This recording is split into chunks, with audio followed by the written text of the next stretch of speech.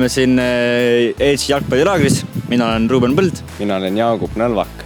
Mina tulin siia laagrisse üldse esiteks sellepärast, et see on kristlik. Ja teine asi on, et ma saan teha asja, mida ma armastan, milleks on jalgpall. Siin on ägedad coach-ruumid, kus siis treenerid alati jagavad oma lugusid. Siin saab kõike muud ka teha peale jalgpalli. Meil on näiteks alati nii-öelda laagri keskel on siis rannajalgpalli turniir. Muidugi pärast seda alati ka McDonaldsi söömise võimalus.